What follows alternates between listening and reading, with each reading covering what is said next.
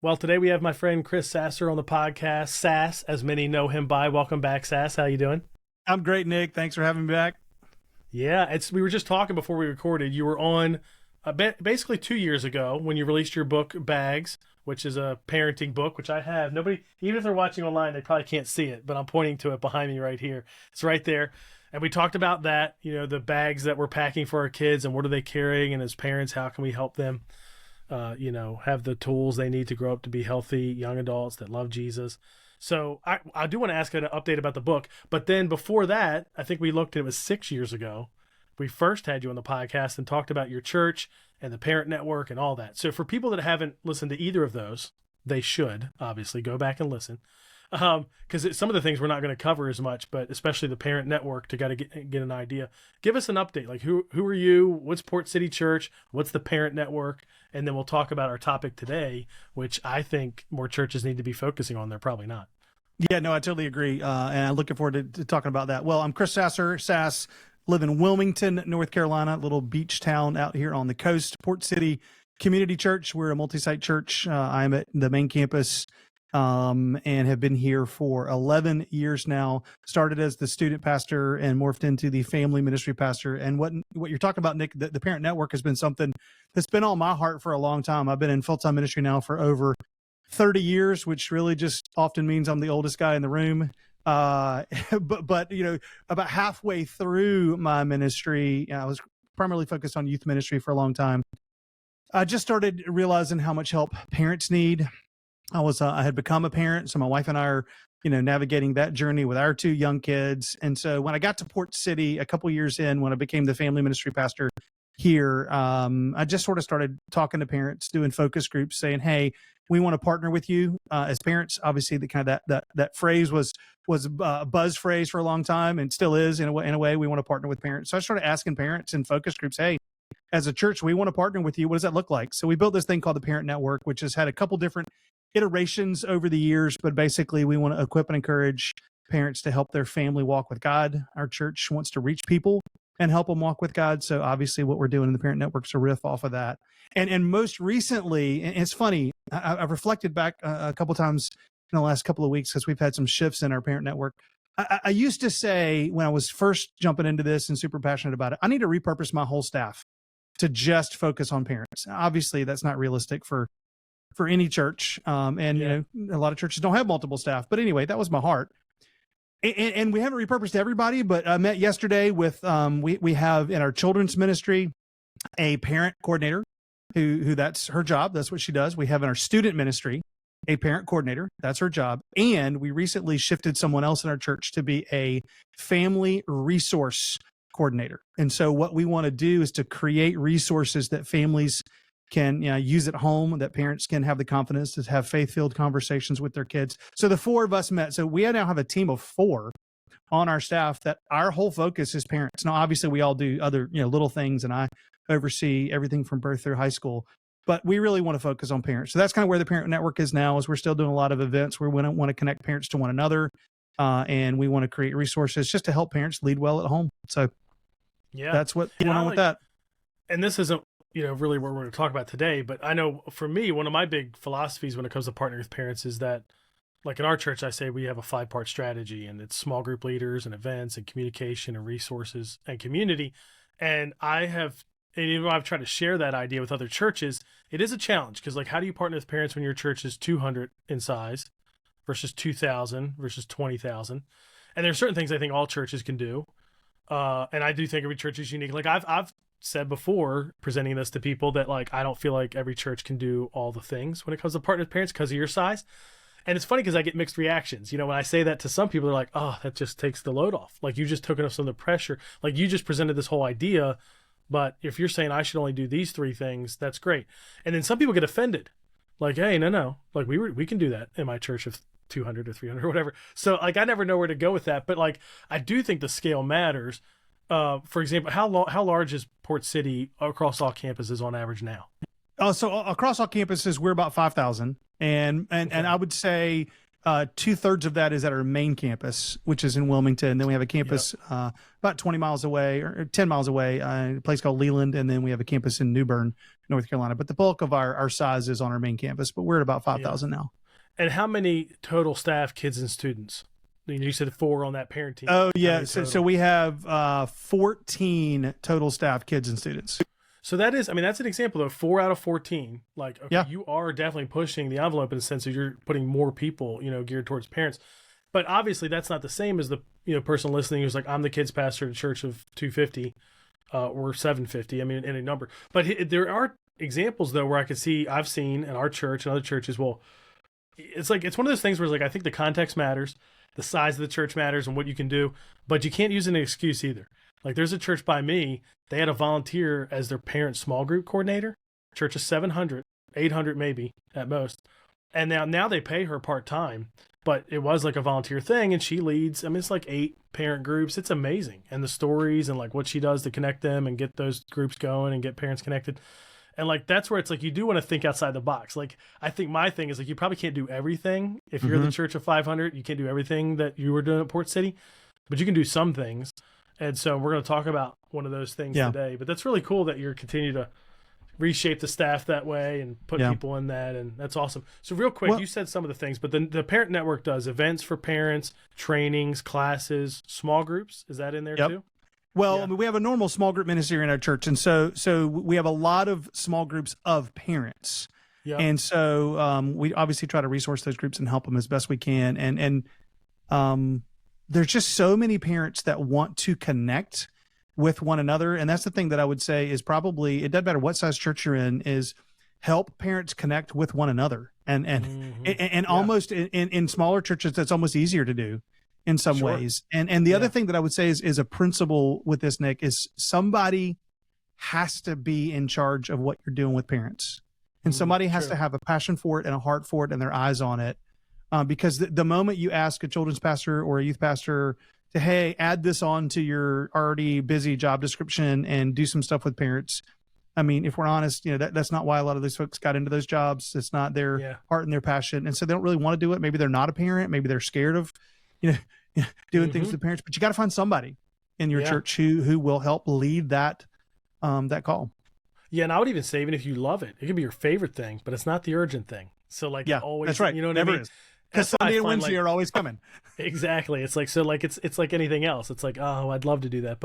And that's where I do feel like churches that have like our model where there's a next gen pastor or a family pastor, I feel like that is that person's primary job. Now they can have people like you do where it's like they're doing it as well.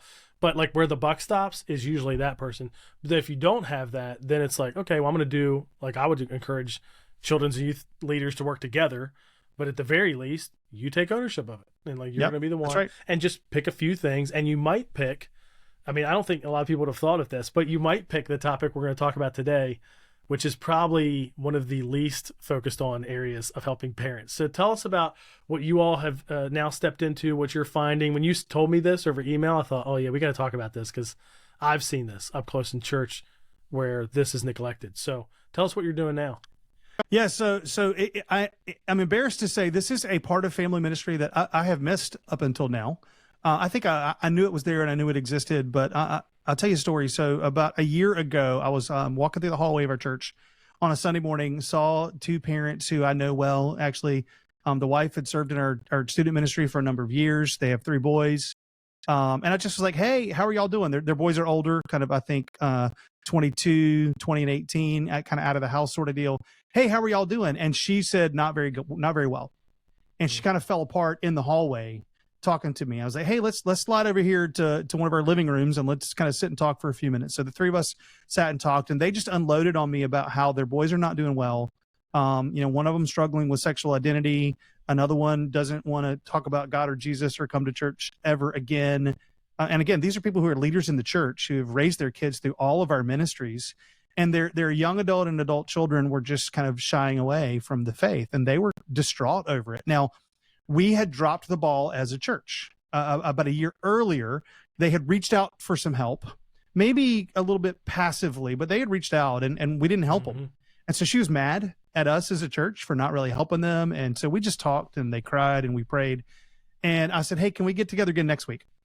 And so we did. The 3 of us got together again the following week and just talked and prayed and cried. And at the end of that, she said to me, she said, Sess, we know a lot of other parents who are struggling with these exact things. Can we get together again next week and invite some of them to join us? I was like, absolutely. And so the following week, 9 of us were together and just had a conversation about kind of where everybody in their family was and what was going on and the frustrations and the pain and the hardship. And we met again for another couple of weeks. And the first couple of meetings with the larger group there was just more touching base and praying for one another. But then it morphed into, wait a minute, we know of a lot more parents in our church who are struggling with this and people in our community. What can we do about that? So we started kind of going into planning mode of, okay, what do we want to do? And so we developed this thing where we call it Hopeful Parents. And it's where we are kind of encouraging hurting parents to continue to have an influence on their adult and young adult children. And we decided to pilot a once a month gathering on a Sunday morning at our church during one of our services. We didn't know exactly what it was going to look like. We did have a connection with a pastor. His name is James Banks. James wrote a book called Prayers for Prodigals. And basically his son had been a prodigal for years. His son happens to work for me in our student ministry. He's addict who's recovered. He's doing unbelievable now, loves Jesus. So he's in our student ministry team. So anyway, we had James come the first time and speak to this group of parents. And we had 47 parents show up to this thing. We just, and this was funny, Nick, we didn't advertise it. We didn't have an announcement. We didn't have anything in a bulletin. It was all word of mouth. Hey, this thing's happening. And we decided we were going to meet once a month. And so we did that as kind of a pilot thing in the fall where we met September, October, November, regrouped as kind of a leadership team, that original group of 9 parents together and said, hey, we got to keep doing this. And so we basically have landed on, we're going to meet once a month. And we met this past Sunday, and we had our care pastor and his wife come in. They have 4 adult sons who they're leading. And it's really just people telling their stories. It's all roundtable conversations. So it's, we do a lot of things. It's, a little bit of content. Let's let you talk at your table, a little bit more content, let you talk at your table again. And it's everything from my daughter's a Wiccan to my son is 45, making $1 million a year, and just doesn't care about, bringing my grandkids to church and Jesus. He's just living the American dream. And it's, people who have kids who have OD'd along the way. And we're just trying to facilitate connections with people that are hurting and give them some hope. Yeah. And it's been amazing to see it work. Yeah. I was telling you that before the pandemic, I was invited by a local church around here that I've been friends with forever. They've been in my local kids ministry network. They wanted me to preach on Sunday morning, which I don't do a lot of. But when they said, hey, we kind of want to do like the orange marbles idea that, parents, we're going to make the most of the time we have mixed with, just a value of the next generation. Like, we're pushing to get more volunteers to serve and all that. And I was like, okay, that I'll say yes to. Most of the time, if you're asking me to come preach, it's like, yeah, probably not. You probably want somebody a lot better. And you probably want somebody better for this too. But I did it. And it's, the whole thing is geared towards either getting you to serve or parents. That's the audience really. And after the services, and they have 4 services, and I would say this is true after all 4. Like it wasn't even just one service. The majority of my conversations were with parents of adult kids. And it was interesting. It was like, okay, like you wouldn't think that because like the target was parents of kids 18 and under or, people that might serve. But it was like same people probably showing up to your monthly thing. You know what I mean? They're like wrestling with things, or some of it, it's like, I don't even know. Sometimes it's not even like things aren't going the way they want. Sometimes it's just, it's unsure what's ahead. And so for me, that was eye opener too, which I do remember at the time. I was like, the best thing I can offer you is there's some books you should read. One of them would be, was it Dr. Jim Burns? Like leave the welcome mat out and keep your mouth shut or something like that. Or the opposite. Maybe it's the other way around. Which I have friends who were like, I don't like the title of that book. And I'm like, oh, I get it. Like I would be the same way, when my kids are that age. But, and let me ask you this before we talk more about like what you're doing with them. My kids are 11, 8, and 5. So I feel like I haven't been there, so I can't speak to that. But I was talking to a pastor's wife recently, me, her, and a guy that I'd led small group with. We'd led this small group of 7th grade guys who then were 8th grade guys, and he took them all the way till they graduated, and they're 24 now or something like that. So we're talking about one of her kids were talking about where they are now. It's the same conversation. Like, they don't love the decisions their son's making and all that. And it was funny because my friend, his daughters are also now 20. They're the same age. They were in the same grade. So they're 24, 23, whatever. And he was joking, like, don't listen to Nick. He doesn't know what he's talking about, which is true because I don't, because my kids haven't been there. But the thing I was trying to tell her, and I tell her this not with experience as a parent, but as experience of leading groups with young men or friends whose weddings that I've done of, I knew the kids when they were 8 and, now they're 30. My thing was, I think one thing, I like that you call it hopeful, because one thing I would tell parents is you cannot pretend like whatever your kid is at 20 or 23 is who they will be at 30 and 40. I've just seen it. I've just seen it too many times. You can't. So I know it's hard to do that because you're talking about emotions, but you cannot have this mindset of like, this is them forever just because they're adults. I feel like there's that whole delayed adolescence thing. But even without that, 20 years ago when I was that age, you could not have said this is who Nick's going to be at 30 when I was 19. Like, that would have been awful. So, I mean, do you find that parents can believe that? Do you teach them that? Like, how do you help them have the hope that, fits the name? Well, I think you have to just remind parents that, I mean, exactly what you're saying. Their kids are changing. I mean, it's the same thing that we say, don't parent the kid you had, parent the kid you have. Mm-hmm. And that's true when they get to be, in their young adult and their adult years. So this past week, when our care pastor Perry came and talked, he talked about the child ego state, the parent ego state, and the adult ego state. It's kind of the state of mind that you're in. Mm-hmm. And oftentimes what parents will do is they will get into the parent ego state and treat their 30-year-old with the child ego state, where what you have to do is step out of that and get into the adult and realize you're talking adult to adult. Mm-hmm. And it's a different framework, and lots of people, and I'll just say this because this is what I hear in the room when we're together. It's more moms than it is dads have a hard time not parenting their 35, 45-year-old. And so it really is helping parents see you have to shift your view of the relationship and talk to your child like an adult and build the adult relationship instead of still building the relationship with your child. And if you can shift that and your adult child can feel that, that's a game changer. And our oldest is 19, so he's not, in his 30s yet, but I'm treating him differently. Now he's off at college and we're having different conversations, but I'm trying not to be the parent all the time. Yeah. I'm trying to help him sort through what, adult decisions now.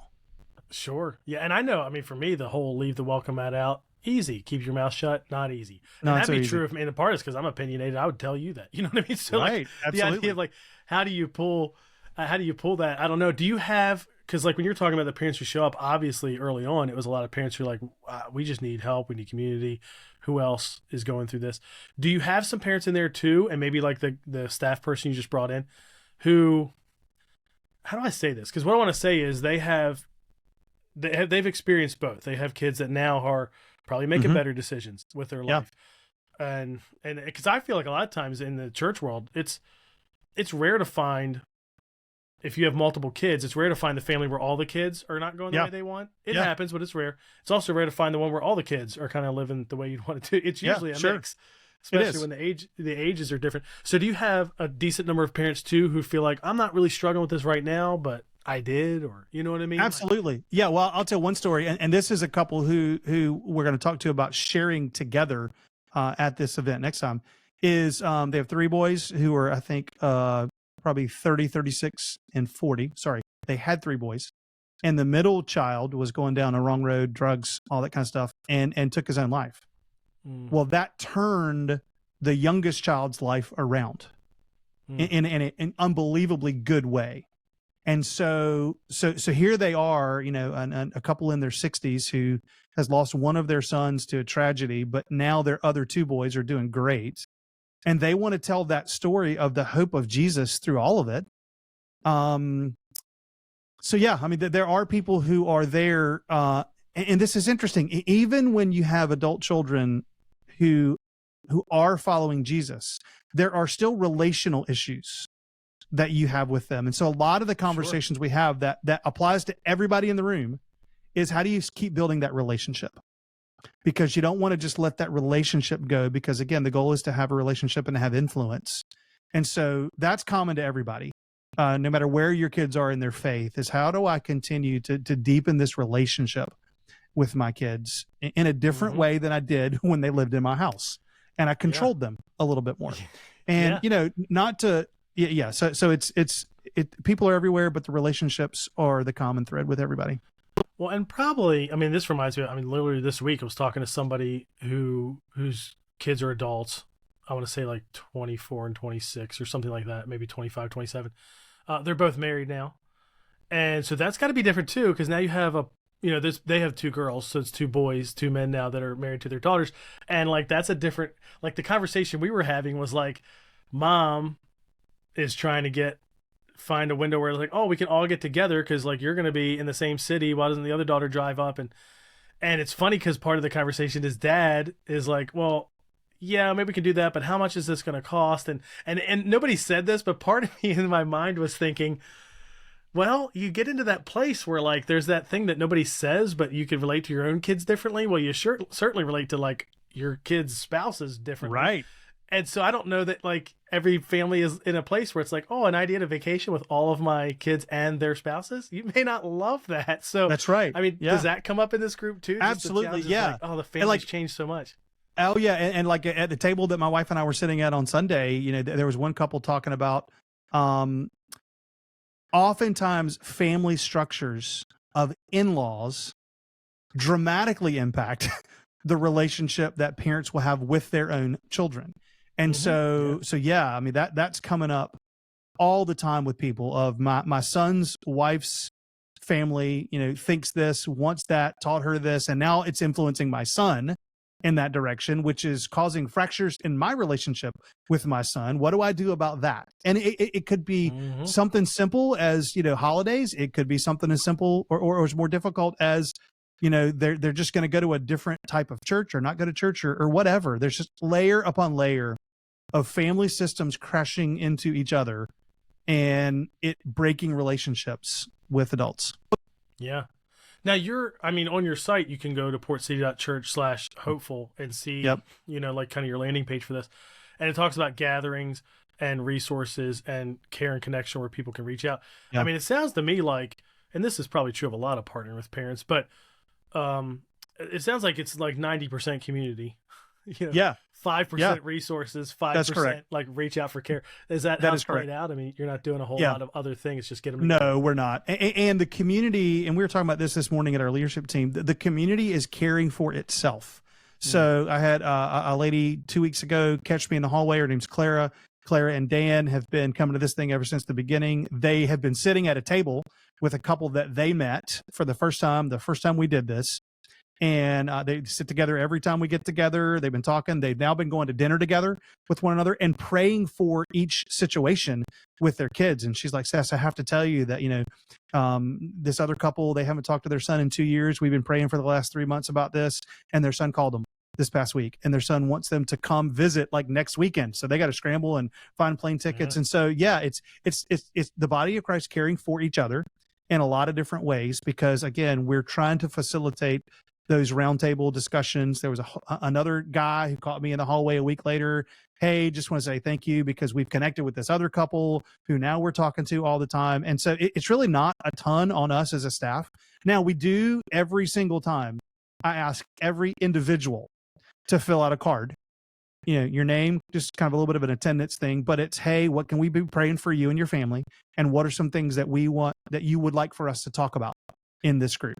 And so we are kind of praying for them. And we've got our prayer ministry at our church who says, hey, give us all those cards. We want to be praying for those people. So it's community. It's the body of Christ trying to care for one another.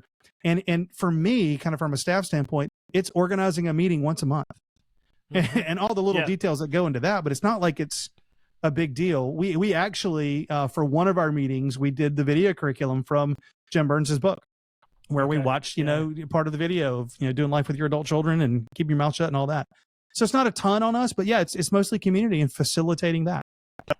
Yeah, and that's where I think that it translates again, right? So your church To could be every 100, church. could be 1,000. Yeah, That's right. if you could, because like the other thing that any church could probably do is, can you get a couple who then runs with it?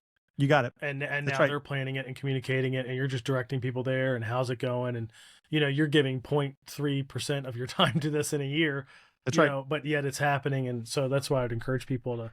Yeah. It's like with anything else with partnering with parents. Like, you can't really do everything. It's hard to do everything, but what can you do? What's going to be the biggest bang for your buck? And something like this, where it ends up being you're not really involved that much, and it runs itself, and they care for themselves. I mean, that's a no-brainer. It is. And I'll tell you too, the thing that I feel like people really appreciate is they appreciate the vulnerability. What I'm learning is, like these parents told me at the beginning of this process, hey, Sass, like, we know of somebody else. And then we got 9 of us in the room. Hey, Sass, we know of more people. And with a lot of parents, they're embarrassed about what's going on with their adult or young adult children in some way, if they've gone off the rails, or if they're not, true to their faith. So they don't want to talk about it. And so the moment that you give them a space where, oh, you too, other people are dealing with this. Like, I've just seen walls go down and hearts open up to something that people are longing for, is they want help, they want to talk about it, and they just appreciate a space that is a safe space where they're not judged because their young adult child has walked away from the faith, or their older adult child. They're just loved for it, and they feel it, and people are really, really loving that. Yeah, that's great. Well, how can people connect with you? See Port City. I know the Parent Network, some of that stuff's online. Your book, Bags, where can they get that? Like all the things. And you also help with the ministry to parents too. So churches that want to have that kind of strategy. Tell us about all of it. Yeah, well, let me talk about Bags for a minute. And it's interesting that you were kind of talking about your own kids, Nick, and kind of the age that your kids are at. I would encourage people to go grab this book if you have younger kids. I kind of say between the age of 5 and 25, because when I'm sitting in these hopeful parents meetings and people are talking, what I'm hearing is bags that kids have packed. And so what I want is for there to be kind of some preventive maintenance going on. So thebagsbook.com is where people can go to get more information about that. I do a little bit of kind of blogging and some other resources at a website called equipandencourage.com, where I just want to equip and encourage parents and leaders to help the next generation. I'm on Instagram at Chris Sasser. That's probably the best place to follow me. And then our church is Port City Community Church. You can go to portcity.church/hopeful for this specific, or you can go to portcity.church/parents for a lot of the other things that we're doing with the Parent Network. We just had our 8th daddy-daughter dance. I know we've talked about that before, and that was just flat out nuts in a good way. So, that's where I'd say go. That's awesome. Well, thanks for coming on the podcast again to talk about this. I always love how you're like exploring and innovating, into partnership with parents. And I always feel like I point, this, but I point so many leaders to you. And there's a few churches that are doing like what you're doing. And there's a lot of churches doing it, but it's easy to point people to what you're all doing because you have a website and people can kind of go see, okay, like what are they doing here? You have your own parent podcast and things like that. And I'm finding more and more churches are doing that regardless of size. I agree. I even found one of the cool things is there's a guy I know somewhere up north. I don't know I guess it's like a denominational type of network, but it feels smaller than a denomination. But anyway, or maybe it's a regional denomination. And they're doing one parent podcast, but for all the churches. So that way it's not like one church. That's great. Is running it. It's like dozens, if not hundreds. And but they all point to it, for their parents. It's like, that's a great idea. It's a great way to do that. I agree. Do it, but the network can do it. It's really cool. Yeah, and I'll say too, we do have the Parent Network podcast, and we interview, parents in our church. We interview, if we ever do kind of a big event, we'll bring, somebody in to speak. We'll interview them. So that's the Port City Parent Network podcast. If you want to jump on and listen to a little bit of that. Yeah, check it out. Thanks, Sass.